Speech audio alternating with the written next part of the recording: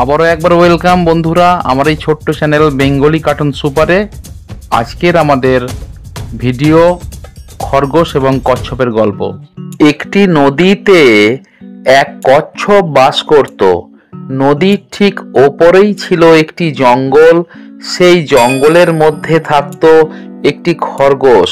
তাদের মধ্যে প্রায়ই কথাবার্তা হতো। কচ্ছপের ধীর গতির জন্য খরগোশ তাকে বিদ্রূপ করে বলতো, কি কচ্ছপ বন্ধু, আমার সাথে দৌড় প্রতিযোগিতা করবে নাকি? কচ্ছপের সেই কথাগুলি শুনে ভীষণ মন খারাপ হতো।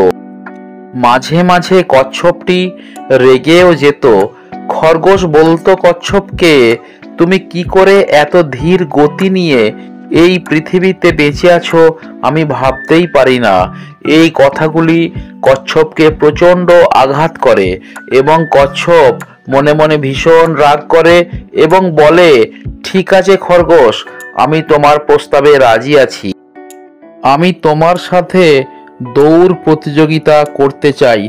দেখি তোমার জয় হয় না আমার জয় হয়।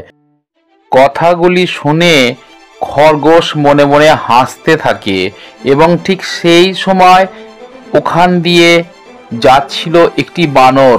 সে খরগোশ ও কচ্ছপের মধ্যে কথাবার্তাগুলি শুনে সেখানে দাঁড়িয়ে পড়ে এবং বলতে থাকে।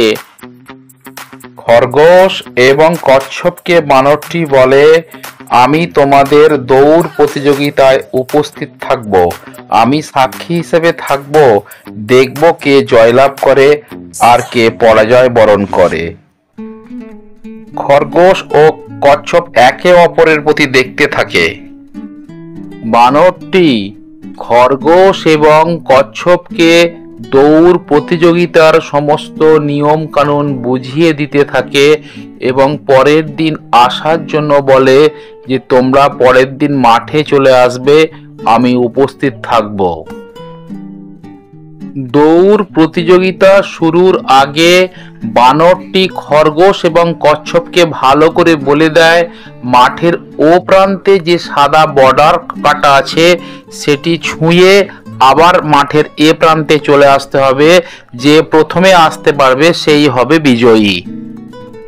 খরগোশ এবং কচ্ছপ উভয়েই প্রস্তুত দৌড় প্রতিযোগিতার জন্য। অপেক্ষা বানরের বাঁশির জন্য।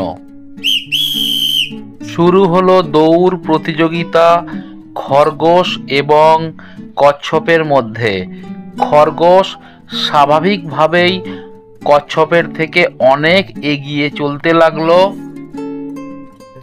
যখন খরগোশ মাঠের ও প্রান্তে সাদা বর্ডারের কাছে পৌঁছে গেল, দেখলো যে কচ্ছপ এখনো পর্যন্ত অর্ধেক রাস্তাও আসতে পারেনি। তাই সে সিদ্ধান্ত নিল একটু ঘুমিয়ে বিশ্রাম নেবার।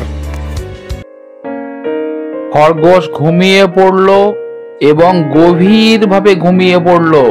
কচ্ছপ ধীর গতিতে ধীরে ধীরে সে সাদা বর্ডার ছুঁয়ে আবার পুনরায় গন্তব্যস্থলে ফেরার জন্য প্রস্তুত হলো।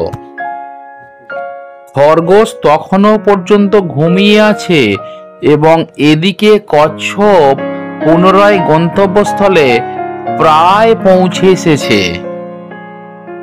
ওদিকে খরগোশের ঘুম এখনো ভাঙল না, এদিকে কচ্ছপ গন্তব্যস্থলের সাদা বর্ডার ছুঁয়ে বিজয়ী হয়ে গেল।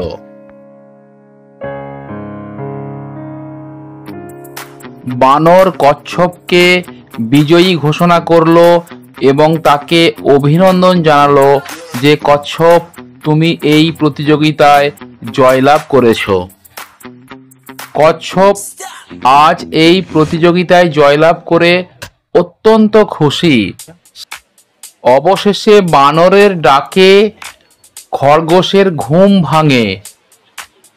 ঘুম ভাঙার পরে সমস্ত কিছু জানতে পেরে খরগোশের খুবই মন খারাপ। বানর বলল, দেখো, ঈশ্বরের সৃষ্টি সমস্ত জীবই সমান, তাই কাউকে কোনোদিনই ছোট করা উচিত নয়। খরগোশ তার ভুল বুঝতে পারলো। বন্ধুরা, শেষ পর্যন্ত সঙ্গে থাকার জন্য বন্ধুরা ধন্যবাদ। ভিডিওটি ভালো লাগলে প্লিজ সাবস্ক্রাইব করে নিও। আর হ্যাঁ বন্ধুরা, লাইক শেয়ার করতে ভুলো না।